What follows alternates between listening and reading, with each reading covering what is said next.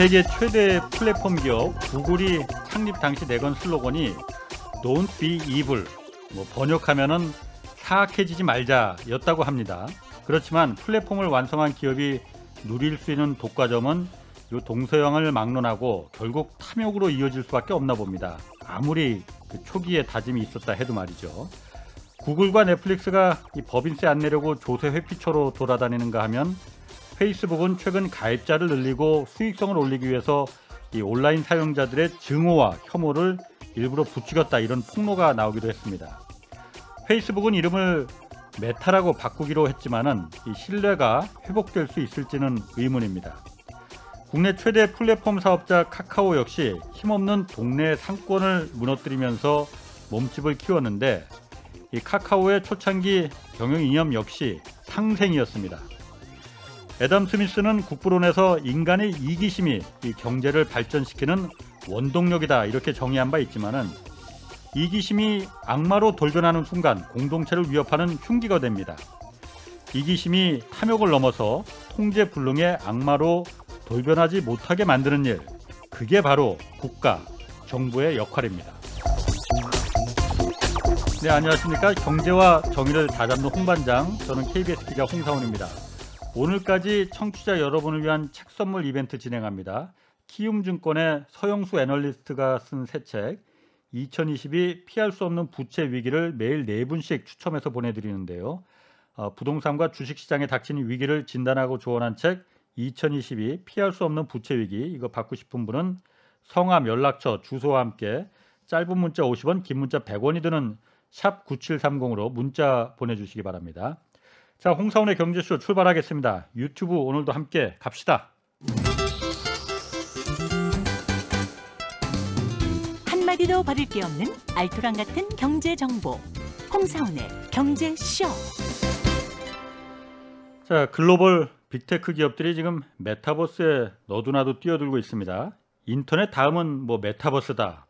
메타버스로 혁명을 넘어서 새로운 문명이 열리고 있다, 이런 말까지 지금 나오고 있는데 오늘 이 내용 좀 자세히 알아보겠습니다.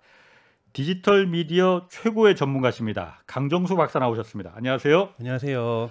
자, 요즘 메타버스 말 많이 나옵니다. 네. 저도 많이 이 경제쇼에서도 몇 번 다뤘는데 네. 일단 메타버스 아직 생소한 분들, 듣고 계신 분들 중에 많이 있으실 거예요. 네. 이게 그냥 가상현실 아니야? 이렇게 생각하는 분들도 있을 거거든요. 네. 메타버스가 일단 뭔지 아주 간략히 먼저 좀 간단하게 설명 좀 해주시죠. 간략히 말씀드리면, 그러니까 우리 인간의 삶 속의 옆에 평행세계, 우리 매트릭스라고 생각하시면 되고요. 예. 이렇게 그건 거창한 거고요. 예. 사실 메타버스라 부를 수도 있고, 또는 저는 사이버 스페이스라고 과거에 90년대 인터넷을 불렀는데요. 예. 부를 수도 있다고 생각해요. 그러니까 A라고 부를 수도 있고 B라고 부를 수도 있고. 예. 핵심 뭐냐면 지금 인터넷보다 더욱더 발전돼서 지금 인터넷과 완전히 다음 단계의 인터넷일 거다. 이것이 핵심적인 메타버스고 그 정의는 앞으로 나오는 기술이라든지 서비스들이 채워가야 될 몫이지 지금 생각하는 건 싸이월드의 발전형이다. 제테보다 이런 서비스다라고 얘기하기에는, 또는 미국에 있었던 세컨드 라이프다 하기에는 너무나도 앞으로 변해야 갈 것이 많습니다. 과거 우리가 스마트폰 이전의 인터넷들 대단히 많이 발전돼 있었죠. 특히 한국 사회가 많이 발전돼 있었는데요. 그때하고 지금 스마트폰 있은 다음에 10년이 지나니까 완전히 달라졌거든요. 세상이 바뀌어졌죠. 10년 동안 세상이 이렇게 바뀌었습니다. 그럼 앞으로 10년 동안은 더 바뀔 거 아니에요? 그 앞으로 바뀔 10년을 우리가 메타버스라고 얘기를 하는 거고요. 통칭해서. 근데 기업마다 다르게 생각하는 거죠. 로블록스라는 게임 업체는 우리가 메타버스다. 게임에서 아바타 가지고 게임하는 것. 그리고 이틀 전에 마이크로소프트도 우리도 메타버스로 간다. 우리는 기업형 메타버스다. 그래서 가상현실 공간에서 회의하는 것, 우리가 회의룸 만들어서 하는, 이게 메타버스다. 서로 기업마다 마케팅적인 용어로 우리가 이게 다 메타버스라 얘기를 하는데 쉽게 얘기해서는 10년 뒤에 올 좀 더 빠르게 기술 진화 속도가 빠르니까 5년 뒤에 올 우리는 인터넷을 지금은 모바일 인터넷이라고 한다면 우리는 그것을 메타버스라고 부르자라고 약속을 하고 있는 거라고 볼 수 있습니다. 그러니까 지금 흔히 말하는 가상현실, 아바타, 아까 말씀하신 마이크로소프트에서 사이버 미팅룸, 이런 거. 그러니까 사실 그 정도가 메타버스가 좀 구린데 이런 생각이 들거든요. 네, 맞습니다. 그거 아니라 이거죠. 네, 그거일 수도 있죠. 그거일 수도 있는데 그거보다 훨씬 더 진화된 형태일 거라는 거예요. 그러니까 뭐가 뭔지 모르겠지만 5년 뒤에 올. 그러니까 뭐라고 했냐면은 주커버그는 내일의 인터넷이라고 얘기를 했거든요. 지금 모바일 인터넷의 다음 단계다. 근데 아직 그 시대는 안 왔잖아요. 근데 그 시대로 가고 있는 다양한 요소들은 있습니다. 그건 차츰 설명을 드리겠지만 여하튼 5년 뒤에 올 또는 10년 뒤에 올 그 세상을 우리는 메타버스라고 부른다라는 거죠. 지금 그 페이스북이 아까 조금 전에 저커버그 그 페이스북 그 창립자죠. 짐 CEO 그 얘기도 하셨지만은 페이스북이 회사 이름을 메타로 바꿨잖아요. 그게 메타버스 시대 주인공이 되겠다 이런 의지를 담고 있고요. 그리고 또 하나는 현재 위기를 또 반영하기도 합니다. 지금 도입부에서 말씀하셨던 것처럼 각종 폭로들이 이루어지고 내부 고발들이 이어지면서 이 페이스북이 창사 이래 가장 큰 위기를 겪고 있거든요. 근데 경제적으로는 위기가 아닙니다. 대단히 돈을 많이 벌고 있고 주가도 다 계속 상승하고 있고 그리고 지금 미국에서는 청소년들이나 10대들이 조금 페이스북이나 인스타그램을 이용하는 율이 좀 떨어지지만 다른 아시아 국가에서 아프리카의 국가에서 계속해서 10대들은 페이스북과 인스타그램을 사용하고 있고 또는 왓츠앱이라고 우리나라의 카카오톡 같은 서비스가 있는데 많이 사용하고 있거든요.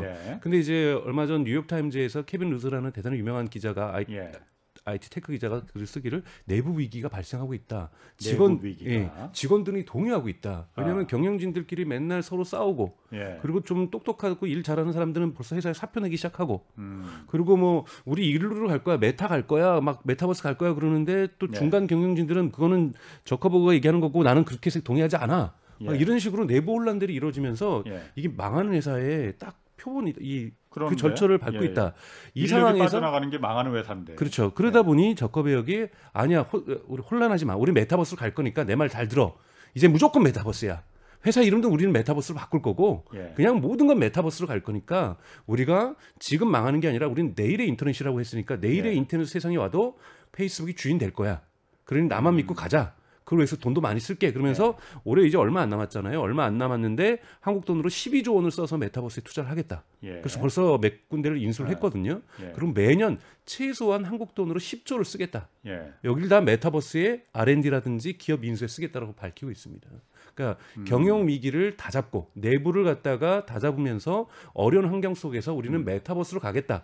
그렇게 얘기를 하는 거고 대외적으로도 규제를 막 하려는 업체들에게 정부들에게 미국 정부나 유럽 정부나 인도 정부 또 한국 정부 이런 정부에게 우리 지금까지 잘못한 걸 인정하고 그거 안 할게 하면서 어제 바로 발표한 게 뭐냐면 얼굴 인식 안 할게.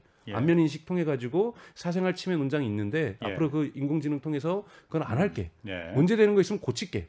고치는데 우리는 이제는 사람들의 사생활에 관심 있는 게 아니라 인류의 비전인 다음 세계 인터넷에 관심이 있어. 그걸 위해서 많은 투자도 하고 일자리도 만들 거고 스타트업들도 인수할 거고 경제 활력을 줄게라고 대내적으로 대외적으로 이 적절한 시기에 기업이 대내적으로 대외적으로 위기에 처한 상황에서 했던 경영 전략적인 어떤 선택이라고 볼 수 있습니다. 그러면은 그냥 우리가 메타버스 하면은 그냥 가상현실 게임 그런 정도야 이렇게 알고 있었는데 그 아직 감을 잘 오지 않은 시대니까 잘 몰랐는데 페이스북의 저커버그 같은 경우에는 뭔가 지금 구상하고 노리고 있는 전략 같은 게 있는 겁니까? 그러면? 예를 들자면 하나의 구체적인 예를 들죠. 우리 K-팝하고도 관련이 있는데요. 포트나잇이라는 대단히 큰 인기 있는 게임이죠.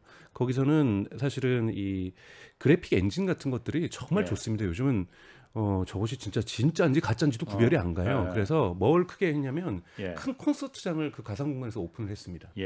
그런데 와가지고 10만 명, 100만 명도 볼 수 있어요. 접속만 하면 되는 거니까요. 근데 우리 회원이 될 필요는 없습니다라고 얘기를 하는 거예요. 우리하고 그래픽 엔진을 동일하게 쓰면 당신은 페이스북에서 우리 거를 음악을 즐길 수도 있고 당신의 스마트폰에서도 즐길 수 있고 당신의 VR 기기에서도 즐길 수 있고 범용화시키겠다. 그래서 꼭 우리의 포트나잇이라는 게임 공간에 들어오지 않더라도 당신이 갖고 있을 그 어떤 기기로도 즐길 수 있다. 그러니까 좀 이해가 안 되실 수 있지만 스마트폰에 우리 카메라가 있지 않습니까? 이 카메라 기능으로는 제가 찍어가지고 영상을 유튜브에도 올릴 수 있고 틱톡에도 올릴 수 있고 여러 가지 친구들끼리 그냥 교환할 수도 있거든요. 마찬가지로 당신이 이 콘서트를 즐길 수 있는 이 카메라만 있다라면 사진을 찍는 게 언제든지 스마트폰에서 가능하듯이 그걸 가지고 또 많은 변형도 하고 뽀샵도 하고 보정도 하듯이 우리 콘서트를 가지고 콘서트만 보는 게 아니라 거기다 당신이 거기다 콜라를 팔던 팝콘을 팔던 알아서 하시고 그러니까 우리는 콘서트만 우리의 그래픽 엔진만 같이 한다라면 다양한 형태의 서비스를 붙일 수 있다. 카톡의 오픈방에서 오픈 채팅방에서 우리 콘서트 즐길 수도 있고 BTS 팬클럽끼리도 그 팬클럽 공간에서 즐길 수도 있고 그래서 이런 식으로 앞으로 이러한 그래픽적으로는 대단히 뛰어날 겁니다. 이것이 사실인지 아닌지도 구별이 안 갈 정도의 지금 그 정도 수준까지 가고 있거든요. 예. 이 그래픽적으로 이 가상 세계라는 것이 현실 세계하고 구별이 안 될 정도인데 이거를 즐기는 거는 당신이 갖고 있는 디바이스에서 알아서 하셔라. 가만 그러면은 제가 좀 정리를 해볼게요. 네. 그 콘서트는 진짜 열리는 거죠, 실제로. 가상 공간에서요. 가상 공간에서. 네. 실제 그럼 가수가 노래 부르고 그런 콘서트를 하는 겁니까, 그러면? 할 수 있고 안 할 수 있는데 하게 될 거예요. 예를 들면 가상 공간에서 해서 여기서 예를 들면 BTS가 노래를 부릅니다. 예. 하는데 그 가상 공간은 요거를 촬영해서 하는 것이 아니라 거기 있는 BTS 멤버들의 아바타가 소리는 여기서 나가죠. 소리는 여기서 나가지만 여기에서 동작들도 조금씩 가는데 예를 들면 이번에 이 페이스북이 구매한 로봇 스킨이 있어요. 그럼 여기서 춤을 추면 훨씬 더 근데 이펙트를 줄 수가 있죠. 우리가 소리를 내면 마이크에다가 음향 효과 집어가지고 청중들에게 들리잖아요.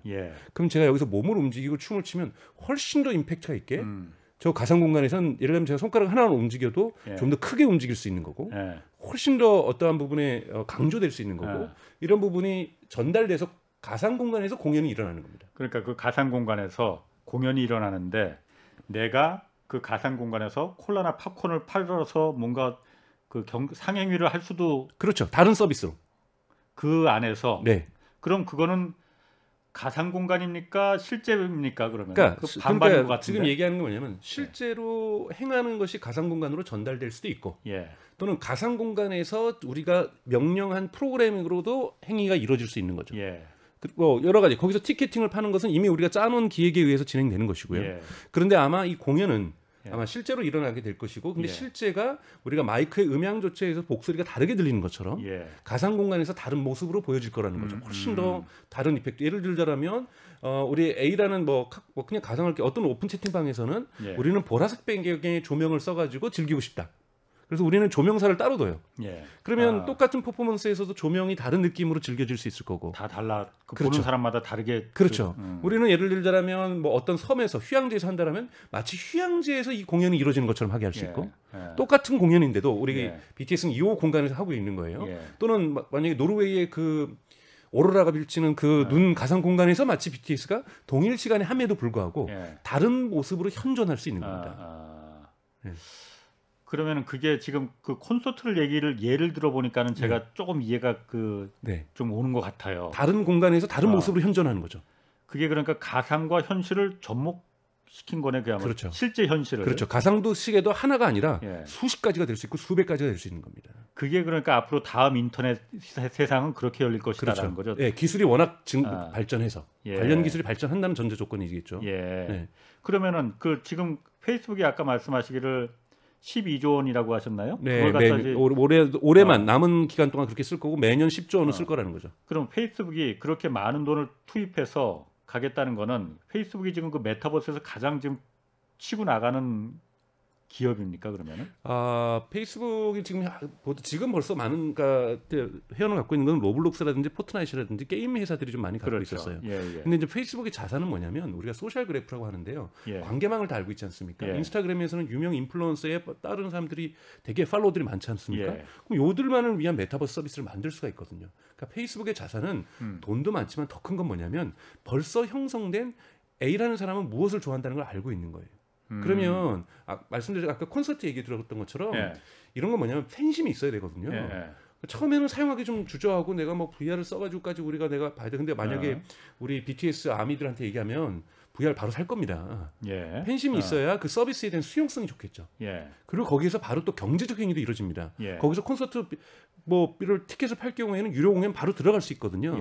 다음 세계의 인터넷도 돈이 돌아야 되는 거지 않습니까? 기업은 돈을 벌려고 하는 거고 페이스북이 자선 사업하려고 넥스트 인터넷 만드는 거 아니거든요. 돈 벌려고 지금보다 더 많이 벌고 싶어서 하는 것이라고 한다라면 더 좋은 서비스로 더 많이 벌겠다고 하는 거니까 지금 페이스북이 갖고 있는 건 뭐냐면 인스타그램에 있는 그 수많은 관계망의 구조들 왓츠앱은 우리나라의 카카오톡입니다. 근데 훨씬 더 이용자가 많거든요.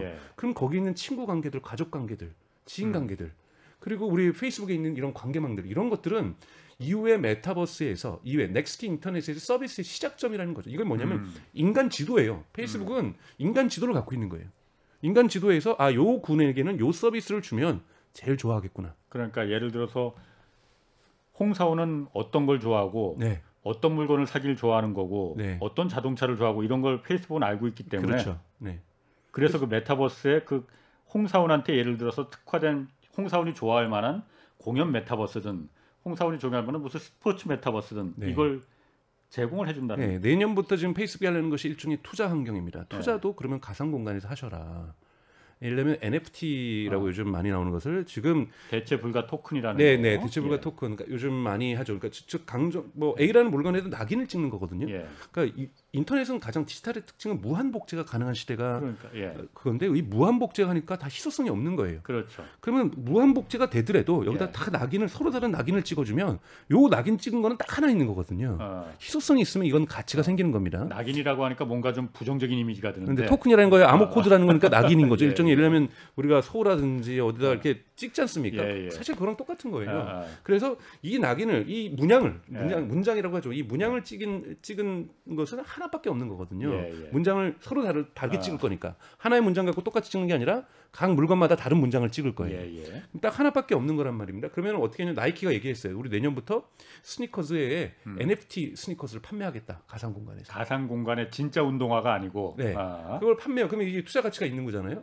그랬더니 이걸 뭐라고 하냐면 우리는 근데 이걸 어디서 파냐면 아까 말했던 포트나잇의 그래픽 카드 엔진을 쓸 거다. 그랬더니 페이스북이 우리가 그 몰을 만들어 줄게. 뭘 만들어줘? 그 몰. 쇼핑몰을 우리가 만들어 줄 테니까 쇼핑몰처럼 와가지고 투자해. 나는 저 나이키에 있는 저 스니커즈 하나밖에 없는 NFT를 그냥 내가 이렇게 와서 모바일로 막 거래소에 사는 것이 아니라 제가 VR을 끼고 들어가서 피부도 뭔가 해서 거기서 사람들에게 투자자에게 투자 설명도 듣고 그럼 나 저기서 내 손가락으로 가르치면 나 저거 살래.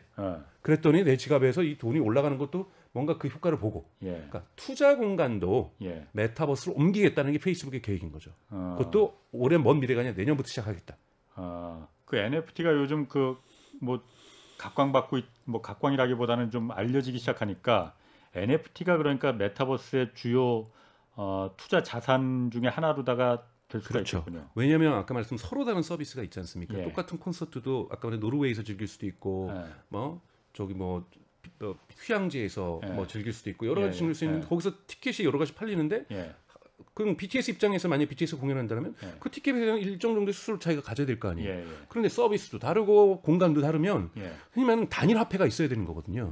단일 화폐를 즉 BTS 저기 비트코인이라는 것의 기준치로 하든 뭘로 하든지 간에 이 NFT 같은 경우가 그 부분을 해결해 줄 수가 있는 거죠. 그러니까 입장료를 티켓도 NFT로 파는 겁니다. 티켓도 NFT로 보고 그 앞에다가 또 우리는 아미 저 팬들을 위해서 좌석 딱 100개만 또는 10개만 VIP석으로 할게. VIP석은 우리 BTS의 다른 앨범을 NFT로 갖고 온 사람만 초대를 할게. 그러니까 공연 티켓도 있어야 되지만 앞에 앉으려면 이미 우리가 판매했던 BTS의 다른 그러니까 그 소장품이나 갖고 와라. 앨범을 있는 걸 증명해 봐라. 그러면 우리가 입장해 줄게. 바로 앞좌석에다가. 그 증명할 수 있는 건 NFT고. 그러면 NFT 저희 관련상 어떻게 NFT를 거래하겠죠. 나는 이번 주에는 시간이 안 돼서 못 가는데 내 거 누구한테 팔래. 그럼 어떤 사람은 나는 BTS의 광팬이면 그거 돈 더 주고 웃돈 더 주고 삽니다. 그렇지. 그렇게 되면 요 웃돈 주고 거래할 때마다 NFT는 또 원 저작자가 또 돈을 받거든요. 이 로열티 개념이 있어서. 그러니까 이 BTS는 이걸 안 할 이유가 없는 거예요. 그리고 팬들도 VIP 1등석, 2등석, 3등석을 다 나는데 여기다 이미 그거를 조건을 뭘로 그냐면 처음에 물론 고가를 팔지는 않겠죠. 우리의 자산 중에 앨범 중에 하나를 NFT로 만들었는데 그거 산 사람, 팬심을 6개월 전에도 보여준 사람 맨 앞줄, 뒷줄에는 1개월 전에 우리가 판 NFT 그 자산 산 사람 이런 식으로 할 수도 있는 거거든요. 그러니까 그러다 보니까 지금 한국에서도 다양한 이 K-팝 이 매니지먼트 회사에서도 NFT 지금 뛰어들겠다. SM도 뛰어들겠고 뭐 IG도 뛰어들겠다고 하는 이유들이 지금은 초반에는 미술품 중심에서 NFT 시장이 형성됐었는데 이제 뮤지션들과 관련된 음악 앨범도 마찬가지고 한번 어떤 공연 때 입었던 티셔츠도 그렇게 팔 수 있는 것이고 여러 가지 디지털 우리가 상상할 수 있는 걸 다 팔 수 있는 거잖아요. 그러니까 그게 진짜 티셔츠는 아니잖아요. 그렇죠. 입을 수 있는 티셔츠는 아니고 가상 공간에서 그거를 같이 머천다이징을 가상 제품으로 아이템으로 바꾸는 거죠. 네. 근데 거기 흔적은 좀 남기겠죠. 근데 그거랑 연동이 된다든지 뭐 이런 식으로 만든다면 그러니까 지금 이 엔터테인먼트 영역에서 훨씬 더 메타버스가 빨리 올 수 있다라고 사람들이 전문가들은 추론을 하고 있는 겁니다.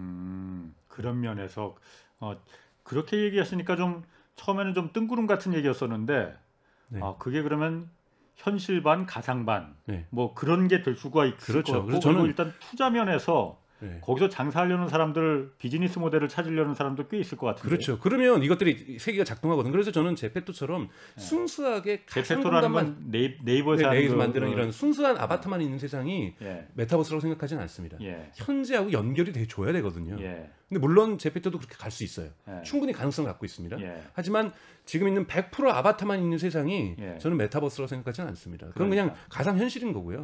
그러니까 아바타만 있다고 하면은 약간 구려요. 네. 아, 그거 뭐 그냥 조금 더 그래픽이 좀 리얼한 그런 거 아니야? 그걸 갖고 뭘 그렇게 세상이 바뀐다고 다음 인터넷이라고 그렇게 갖다 붙이냐 말하는데 그런 개념이 아니군요. 그렇죠. 그걸 뛰어넘는. 제가 그 재밌는 거는 한 가지 제 아는 사람이 그 로블록스라고 왜 그 있잖아요. 사람들이 직접 만들어서 하는 게임인데. 메타버스 그것도 그건 전 세계에서 접속자가 굉장히 많다면서요. 그러다가 애들 영어 가리키는 용으로 다 그걸 쓴다고 그러더라고. 거기 들어가면은 미국 애들도 많이 들어오고 뭐 일본 애들도 들어오고 뭐 유럽 애들도 들어오니까 그래서 주로 영어로 대화를 하는데 그거만큼 그야말로 그 확실한 영어 회화 그렇죠. 자기에게 필요한 절박한 게임을 하기 위해서. 그러니까 이런 거는 공간 속에서 많은 사람들이 모이는 건데요. 이것을 근데 다음 인터넷이라고 하긴 좀 그렇습니다. 근데 그 모티브는 갖고 있는 거죠. 충분히 많은 사람들이 모이고 그런데 그것이 뭐냐면 게임인데 이 게임을 가지고 얘기를 하는데 이 게임도 NFT가 될 수 있거든요. 그러니까 NFT가 될 수 있어야 이게 작동하는 경제적 힘이 있는 거고 그리고 여기에 많은 사람들이 접속해야 되는 거고 여기에서 새로운 경험을 추구하는 사람들이 있어야 되는 거고 여기에서 일방적으로 당하는 게 아니라 풍부한 상호작용. 죄송한 얘기지만 과거에 TV나 라디오 이런 부분이 좀 부족했던 게 상호작용이거든요. 근데 예를 들면 저희 방송도 유튜브에 나가면서 댓글이 온다든지 실시간 채팅이 가능하다든지 훨씬 더 많은 상호작용이 이루어지고 있는 거지 않습니까? 즉 인터넷은 진화한다는 것은 많은 이용자들의 상호작용성들이 함께 증가한다는 걸 얘기하는 거거든요. 그러면 넥스트 인터넷이라고 한다면 이건 폭발적으로 증가해야 돼요. 예를 들면 상호작용률은 뭐 올해랑 똑같은데 2021년하고 똑같은데 10년 뒤에 인터넷이라고 해놓고는 상호작용하는 것이 겨우 댓글 쓰는 게 다다. 이거면 넥스트라고 할 수가 없는 거죠. 그러니까 더욱더 많은 상호작용의 가능성이 있겠죠. 상호작용이 예를 들면 눈빛을 만약에 내가 줬으면 이것이 마치 텔레파시처럼 갈 수도 있다든지 그하고 나하고 뭔가 다른 어떤 상호작용이 충분히 일어날 수 있을 거고 지금 만약에 카메라를 통해서 댓글을 통해서 뭔가 상호작용이 일어난다라면 VR을 통해서도 일어날 수 있지만 우리의 피부를 통해서도 우리가 그들과 터치할 수도 있을 거고 온기가 주고 온도가 오고 갈 수도 있을 거고요. 뭐 이러한 또는 나는 갑자기 추운데 오늘 가고 싶어. 여름 한국 8월 복도입니다. 그런데 나는 노르웨이에서 하는 오로라가 보이는 그 공연장에서 BTS를 보고 싶어. 그럼 거기 갔더니 뭔가 우리가 3D 영화관에서 느끼는 것처럼 시원한 바람도 불어오고 뭐 이런 거를 느낄 수가 있는 거거든요. 상호작용을. 왜냐하면 거기서 무대에서 무대를 펼치는 우리 BTS 멤버 중에 한 명이 찬 바람풍을 날릴 수도 있는 거고 그럼 그걸 받아야죠. 그러니까 이런 식의 다양한 상호작용이 이루어질 거라는 겁니다. 그래서 사람들이 이건 매트릭스처럼 마치 그것을 아바타만 들어가는 것이 아니라 거기에서 내가 다치면 피가 나고 아프면 아프고 사랑을 느끼면 막 가슴이 뛰고 이런 것이 느껴지는 것처럼 우리의 상호작용들도 지금 생각하는 것보다 훨씬 더 인간의 뇌에 어떤 작용을 준다든지 해서 느껴지게 될 것이다. 이거는 이제 조금은 공상과학 같은 얘기입니다만 그런데 이 말이 맞다 틀리다가 아니라 기본적으로 맞는 것은 지금보다 상호작용의 어떠한 그 가능성들은 훨씬 더 많을 거라는 거죠. BTS를 굉장히 좋아하시나 봐요. BTS를 제가 좋아하는 게 아니라 얘가 훨씬 더 풍부하게 들리는 거죠. 아까 아미라고 하셨는데 아미가 BTS 팬클럽이잖아요. 맞습니다. 사실 저는 몰랐었는데 얼마 전에 뭐 이거는 좀 관계없는 얘기지만 식당에서 밥 먹다가 제 앞에 동료하고 얘기를 하는 BTS 뭐 아미 뭐 어쩌고저쩌고 얘기를 해서 BTS 뭐 군대 간대 그랬더니 옆에 있던 사람들이 막 깔깔 웃더라고. 그렇죠. 여기 청취자분들도 다 알고 계실 겁니다. 어쨌든 요건 약간 좀 그 재미있으라고 한 얘기였고 마이크로소프트도 여기 메타버스에 지금 굉장히 관심이 많고 뛰어든다고 한다면서요. 마이크로소프트는 여기 뭘 보고 뛰어드는 겁니까? 그러니까 기업이죠. 마이크로소프트는 우선 B2B 시장에서 비즈니스를 하는 기업이고요. 여기 이제 클라우드 서비스도 제공하고 있고 다양한 예를 들면 우리가 워드라든지 엑셀이라든지 이러한 청취자분들이 알기에는 기업용 소프트웨어들을 많이 제공을 합니다. 그럼 가상회의에서 회의를 한다. 그럼 우리 줌이라는 것도 뭐 줌이라는 가상 아니지만 화상회의 시스템들 많이 범용화가 됐는데요. 뭐 거기에 제 아바타 띄워놓고 화상회의만 하겠습니까? 거기서도 분명하게 A라는 사람한테 제 자료도 보내야 될 거 아니에요. 그렇죠. 그럼 내가 자료를 펼치면 예. 가상 공간에서 엑셀이 띄워지고 예. 여기서 뭐가 틀렸고 거기서 저는 또 파워포인트로 뭐 발표도 할 수 있을 거고 예. 그리고 회사의 중요한 자료들도 예. 보낼 거고 그러면 분명히 이거는 또 어디에 최적화돼 있을 거냐면은 마이크로소프트가 제공하는 애주어라고 하는 그 클라우드 서비스가 있거든요. 예. 여기에 아마 최적화가 돼 있을 거고 예. 그럼 마이크로소프트는 여기다가 AI도 투자를 하겠다. AI도 줘서 여기서 어떠한 기업에서 하는 프로세스를 갖다가 한눈에 공장을 보면서 지금 A 공장에서 물건이 어떻게 만들어지고 있고 B 공장에서 지금 서플라이 체인에 문제가 있어서 화물 트럭이 지금 못 들어오고 있고 뭐 이런 부분들 그래서 거기서 바로 전화해서 여기다가 지금 좀 투자 뭐 어떤 조치를 좀 더 하자. 뭐 이런 식의 것들을 의사결정이 이루어지는 공간, 회의만이 아니라. 근데 의사결정이 이루어지는 것이 말로만이 아니라 그럼 버튼도 눌러야 되고 어디 전화도 해야 되고 뭐 이렇게 클릭도 해야 된다면 그것도 그 공간에서 다 하게 하겠다. 그 메타버스 공간 안에서. 네. 그럼 그거는 가상입니까 현실입니까 그러면은 그게? 그것도 이제 중간 좀 섞이는 거죠. 작동이 되는 거잖아요. 네, 왜냐하면 제가 코로나 시기에서 우리가 이제 많이 나오고 있는 것이 우리가 하이브리드 모델이라고 해서 3일은 회사 출근하고 이틀은 집에서 재택근무하고 이런 것들이 이제 많이 코로나 이후에도 그러니까 보편화될 거라고 많이 거예요. 얘기를 하고 있습니다. 예. 그럼 이틀을 하루 집에 있어요. 근데 집에 있는데 제가 이러한 서비스가 없으면 회의만 영상으로 할 수 있는 거예요. 그러면 또 이제 특히 이제 인트라넷이 발전된 꼭 있어야만 하는 데는 되게 쉽지가 않거든요. 집에서 재택근무를 하려면 뭐 보고서는 쓸 수 있지만 의사결정을 할 수는 없어요. 네. 회사의 어떤 망에 들어가야 되는 거거든요. 그러면 마이크로소프트는 우리가 메타버스로 의사결정이 다 가능해지고 실행될 수 있는 그 공간을 안전한 시큐리티까지 다 보완이 다 돼 있는 외부에서 공격도 막아주는 이러한 정말 B2B용 기업용 우리가 메타버스를 만들겠다. 그래서 장난스럽고 뭐 신입사원 설명 이런 건 좀 조금은 이벤트성인 거고요. 그냥 이렇게 와서 설명해야 되는 게 아니라 중요한 의사결정이 될 수 있는 안전한 데이터가 오고 가는 자료가 오고 갈 수 있는 이러한 회의 공간을 가상으로 만들겠다. 그리고 이거 돈 받고 팔겠다.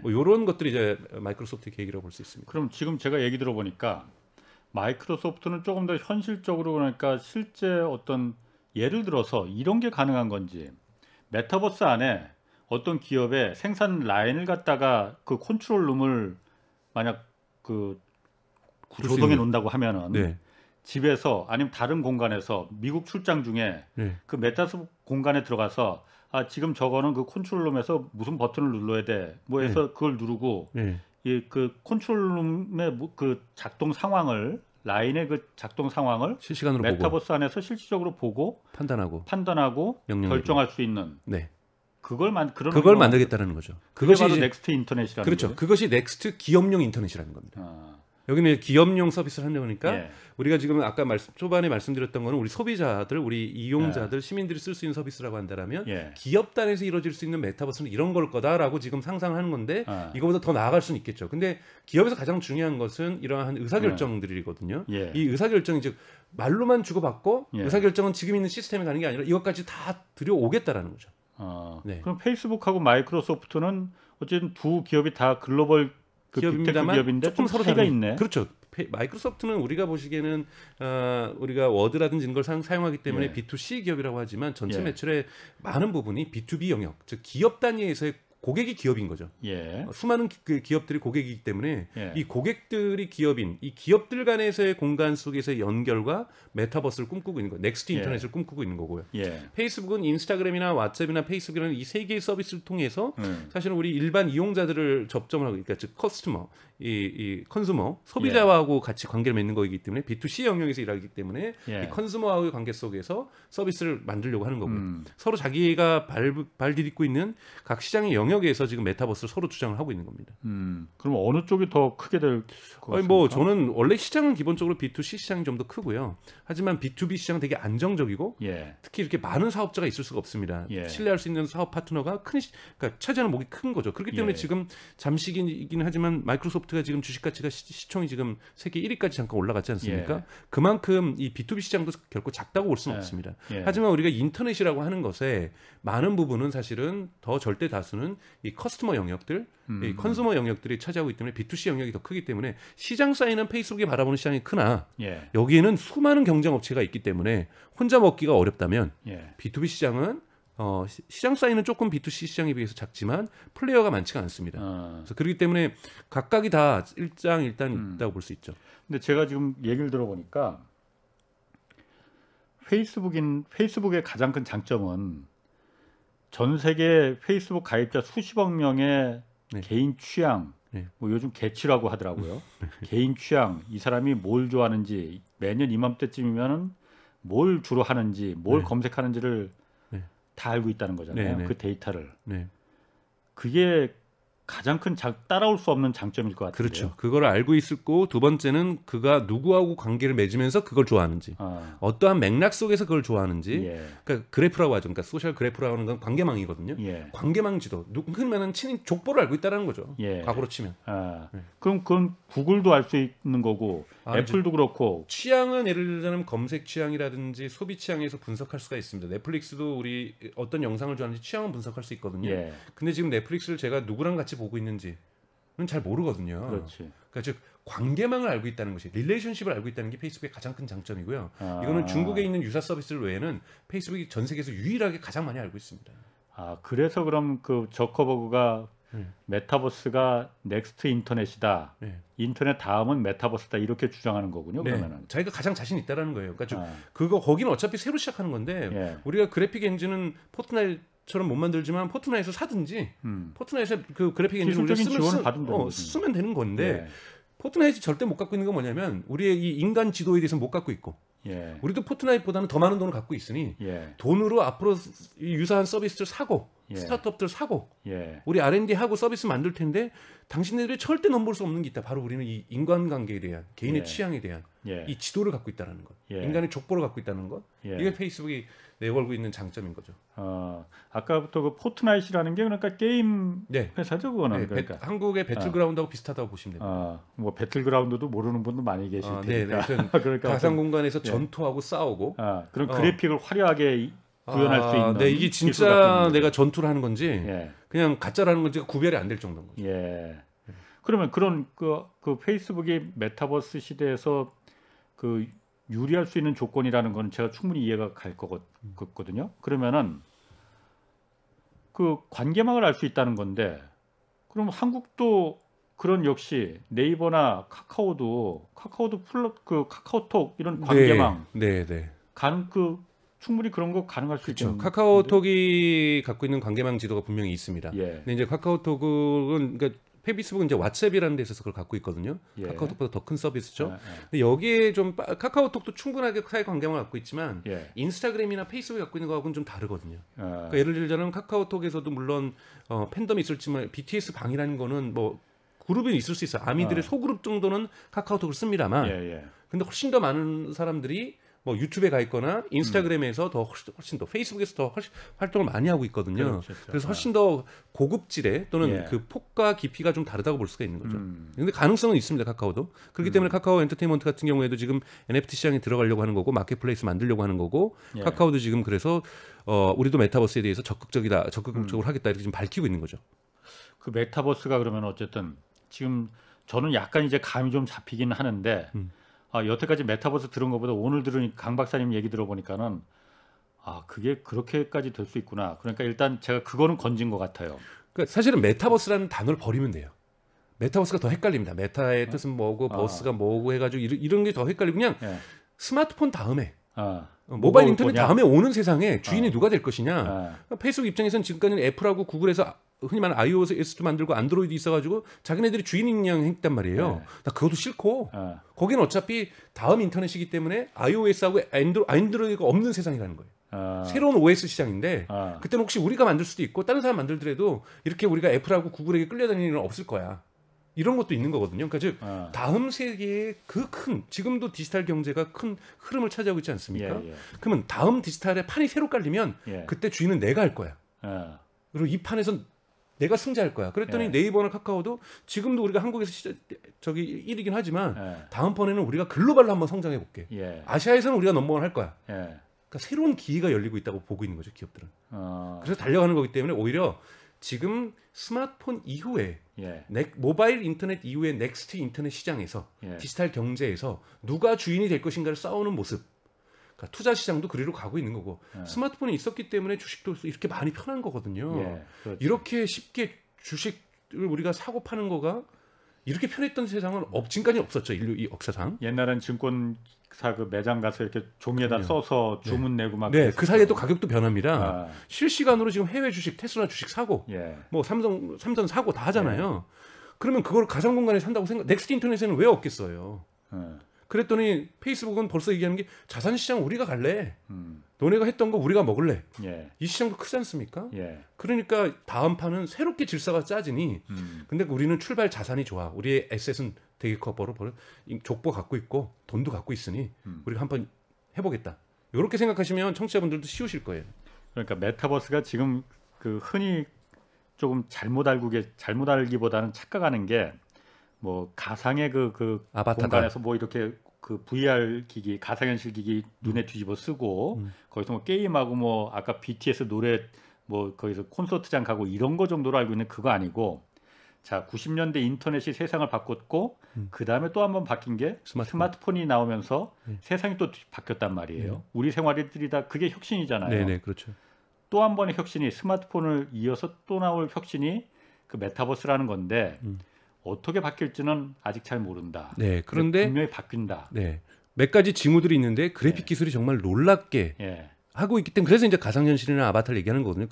근데 아바타가 중요한 게 아니라 현실과 가상 세계가 구별이 안 갈 정도로 그래픽 기술이 발전하고 있다. 그리고 뭐 당연히 컴퓨터 기술도 발전하고 있고, 그다음에 그래서 암호화폐가 되게 중요하다는 거죠.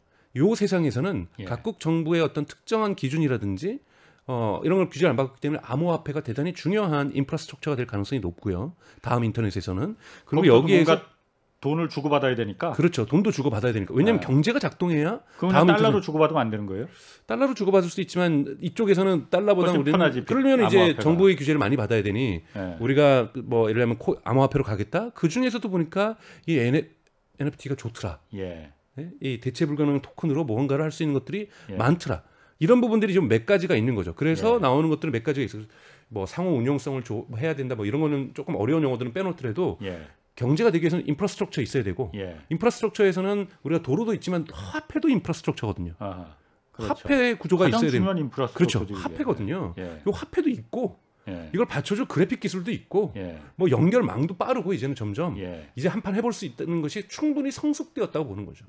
제가 지금 언뜻 드는 생각이 어차피 메타버스가 그렇게 그 차세대 그 다음 세상이라고 말하고 혁신을 불러일으킬 거라고 말하니까 거기서 어쨌든 주고받는 상거래 행위가 일어나고 그러려면 거기서 뭔가 화폐가 있어야 되는데 기존의 기축통화인 달러로는 뭔가 간섭을 받고 이게 뭐 그 고액을 뭐 사고 팔 때는 또 뭐 신고도 해야 될 테고 그래서 암호화폐가 기존의 자산운용사들이나 그 세계적인 자산운용사들이 이걸 자산으로 인정하는 추세가 이거하고도 연결이 있을 수도 있겠네요. 그렇죠. 메타버스에. 그리고 있고 또 최근에 중국 정부가 이거 좀 문제가 단순하지 않다. 여기 가서는 그럼 우리는 세금은 뭘로 얻냐? 우리는 규제는 어떻게 하고 통제는 어떻게 하냐? 우리 지금 예를 들자면 구글도 안 되게 해놓고 유튜브도 안 되게 하고 페이스북도 우리 서비스 안 했는데 우리 중국 사람들이 그 가상 공간에 가가지고 다음 메타버스에서 연결되면 우리는 또 여기다가도 만리장성 쌓아야 되는데 만리장성 어떻게 쌓을지 연구해라. 그래서 지금 규제 당국에다 빨간불 주면서 자 다음 인터넷 세상에서 중국은 어떻게 만리장성 쌓을지 그리고 각국 정부는 여기서 일어나는 경제 활동이 있으면 세금을 걷어야 나라가 돌아갈 거 아니에요. 그럼 우리는 세금을 어떻게 걷을 것인지 연구하자. 근데 이제 다들 아직은 감 못 잡고 있는 거죠. 도대체 구체적인 모습이 떠오르지 않고 있기 때문에 여기서 세금을 어떻게 걷어야 될지 또는 여기서 청소년 보호는 어떻게 해야 될지 사생활 보호는 어떻게 해야 될지 여기서 우리가 생각하지도 못했던 공격은 또 발생할 수 있을까? 해커들의 공격은. 그러니까 사실은 우리가 얘기한 유선 인터넷 시대에서 있었던 문제가 훨씬 더 증폭되어서 이 모바일 인터넷 시대에도 있었던 것처럼 이 다음번이 메타버스 공간이라고 하는 넥스트 인터넷에서 분명히 존재할 거거든요. 사회적 갈등도 존재할 거고요. 쏠림 현상도 있을 거고 여기도 페이크 뉴스 있을 거고요. 이런 문제들이 더욱더 다른 질적인 공간에서 이루어지기 때문에 여기에 대한 준비를 다양하게 해야 된다. 뭐 이런 논의들이 사실은 그래서 정부 당국에서도 요즘 논의가 조금씩 시작되고 있는 이유라고 볼 수가 있습니다. 그래서 조금 전에 말씀하셨지만 중국에서 이거를 중국에서 국가 안보에 위협이 될 수 있다 메타버스가. 그래서 당국의 규제가 이거 필요하다. 이런 얘기 나왔다면서요? 네네네 맞습니다. 바로 그 이유가 그거죠. 지금도 인터넷이지만 사실은 인터넷은 모두가 연결되어 있다고 생각하지만 중국은 만리장성을 쌓았잖아요. 인터넷 만리장성을 쌓아가지고 여기 오고 가는 것을 모두를 보고 있는 상황인 거잖아요. 그래서 이런 상황에서 중국 또한 넥스트 인터넷에서 여기서도 만리장성이 필요한 건지 여기서도 어느 정도의 중국 정부가 컨트롤하는 디지털 경제가 필요한 건지 검토해야 되고 그 방법은 무엇이 있을지 지금부터 미리미리 준비를 해야 되거든요. 그러다 보니까 중국 정부에서는 조금 긴장하고 있는 모습들을 보여주고 있는 거고요. 근데 뭐 이것이 내일의 일은 아니고 당장 다음 달 일은 아니기 때문에 지금부터 천천히 준비해 갈 거라고 보고 있고요. 마찬가지로 지금 이제서야 겨우 지금 G20 이런 데서는 디지털 텍스에 대해서 지금 합의했잖아요. 그렇죠. 최소 뭐 그 나라에 얼마큼의 법인세를 내는. 근데 그렇게 되면 당장 이 페이스북이 저리로 가버리면 거기서 너는 세금 어떻게 낼 건데 고민될 수밖에 없는 거거든요. 왜냐하면 지금 로블록스도 마찬가지잖아요. 지금 전 세계 아이들이 모여가지고 청년들이 모여가지고 거기서 게임하면서 영어 배우면서 돈도 쓰고 있단 말이에요. 그러면 그 가상 공간에서 나오는 돈이 한국 땅에서 했으면 이게 또 한국 세금을 그래도 걷어들 텐데 이게 어디가 또 한국 땅인지도 잘 모르겠고 애매하네. 네, 이 부분에 대해서도 사실은 답이 나와야 되는 거거든요.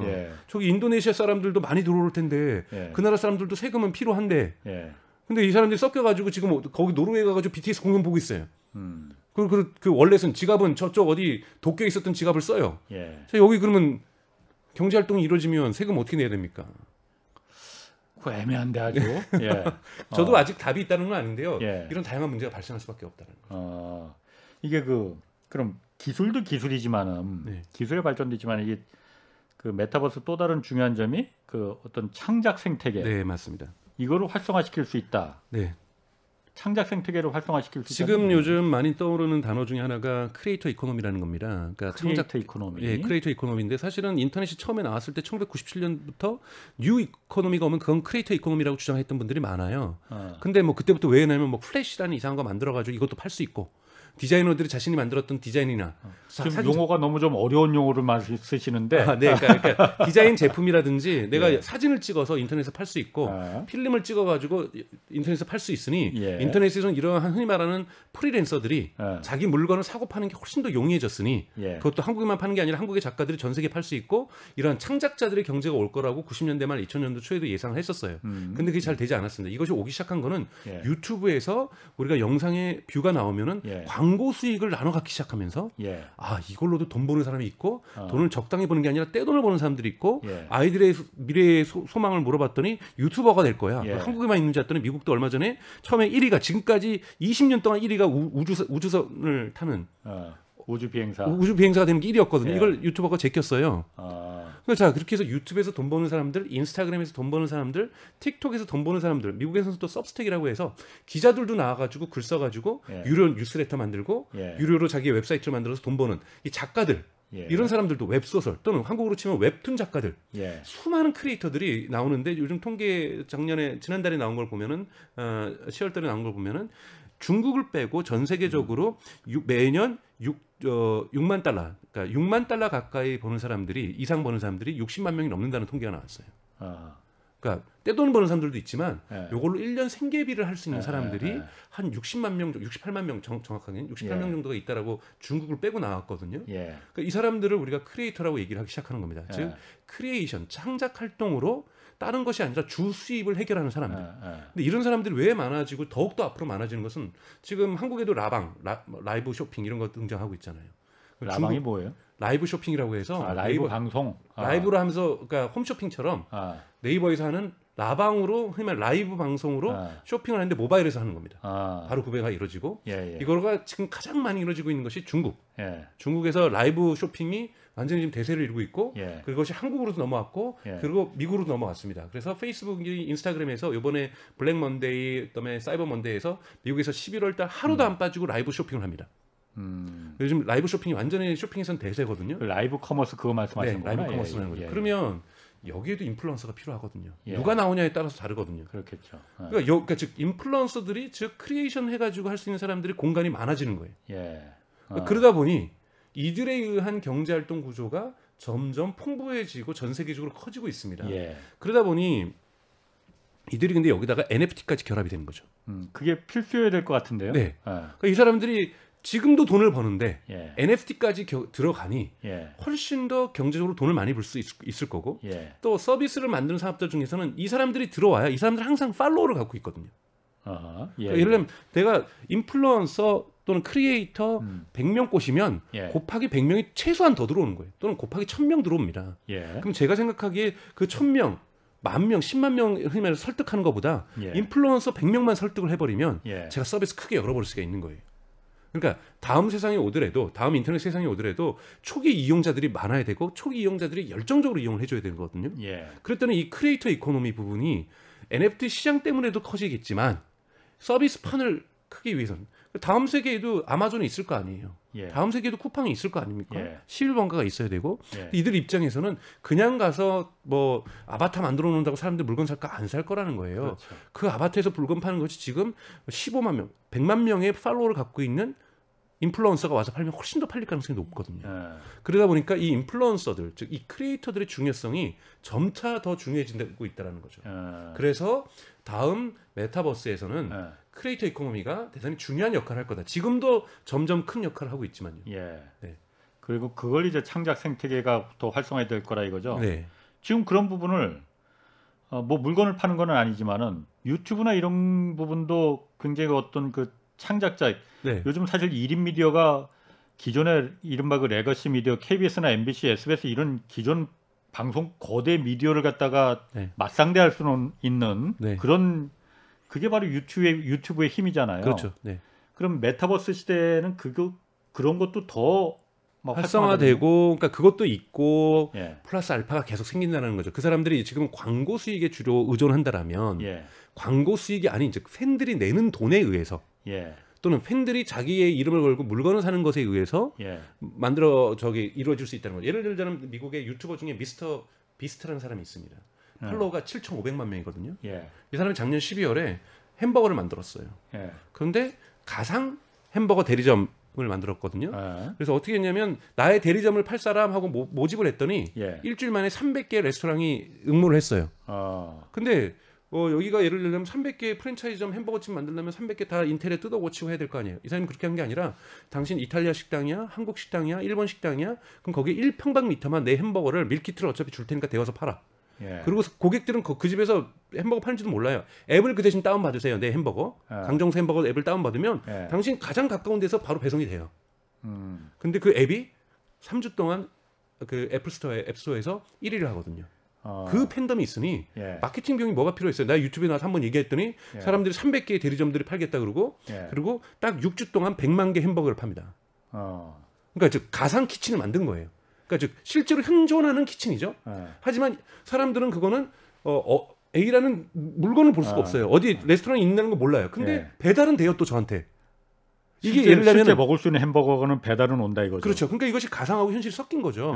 어딘가에 현실 속에 있어요. 근데 이용자들 입장에서는 저곳에 있다는 게 중요한 게 아니에요. 여의도 1번지에 있다는 게 중요한 게 아니에요. 나랑 가까운 데서 배송만 되면 되는 거거든요. 이것이 가상하고 현실이 섞이는 겁니다. 현실 속에 존재하지만 이용자들은 그것이 현실에 있다는 게 중요하지 않다라는 거죠. 가상 공간에서 나의 햄버거가 주문되고 오는 게 중요하다는 거죠. 근데 이 브랜드를 만드는 거 보세요. 미스터 비스트가 햄버거 만들었어요. 자, 이것을 만드는 전문 업체들이 있거든요. 이 사람한테 가서 햄버거 팔아라. 너는 쿠키 팔아라. 넌 초콜릿 팔아라. 지금 미국에 있는 인플루언서들한테 다 이런 것들이 붙고 있어요. 그래서 인플루언서들, 크리에이터들이 다 브랜드를 만들기 시작하는 거예요. 그렇군요. 자, 그럼 마지막으로 짧게 한 1분 정도로 우리 그럼 정부나 기업들이 메타버스 막 시대 얘기 들어보니까 오는 것 같은데 뭐 어떻게 준비해야 됩니까? 정부가 사실은 자꾸 이렇게 후진국 형식으로 이렇게 이렇게 얼마나 많은 예산을 써서 메타버스 스타트업을 투자하겠다 하는데 뭐 스타트업은 투자할 사람들은 알아서 좀 할 거라고 보고요. 정부 당국은 좀 연구를 좀 해야 된다고 봐요. 여기에서 시민의 규칙이라든지 시민의 안전이라든지 개인정보 보호라든지 여기서 세금 구조 이런 걸 연구할 거고 돈은 기업들이 알아서 할 거라고 저는 봅니다. 제페토라든지 또는 뭐 카카오라든지 이런 네이버 카카오 이런 뿐 아니라 수많은 스타트업들이 지금 벌써 투자를 받고 있거든요. 그래서 저는 이런 사람들이 원활하게 갈 수 있게끔 만들어 주는데 다만 걱정되는 거는 우리가 이 규제 논의가 있거든요. 규제 논의가 좀 어떻게 가야 될지에 대해서 조금 진중하게 좀 천천히 준비해서 거기서도 예를 들면 약국이 생길 수도 있는 거냐. 약국 배달도 병원을 갈 수도 있는 거고 우리가 얘기하는 지금 비대면 의료진료도 있는데 그곳에서도 분명히 비대면 의료진료가 있을 수 있거든요. 다양한 사회적 갈등들에 대해서 미리 좀 준비하는 게 정부의 자세라고 보고요. 알겠습니다. 오늘 아주 그냥 재밌었습니다. 이제 좀 알 것 같아요. 메타버스가 뭔지. 자, 고맙습니다. 지금까지 디지털 미디어 전문가 강정수 박사 함께했습니다. 자, 내일 오전 유튜브로 경제쇼 플러스 업로드됩니다. 이번 주에는 서영수 키움증권 이사와 함께 피할 수 없는 부채 위기 주제로 다루겠습니다. 자, 지금까지 경제와 정의를 다잡는 홍반장 홍사원의 경제쇼였습니다.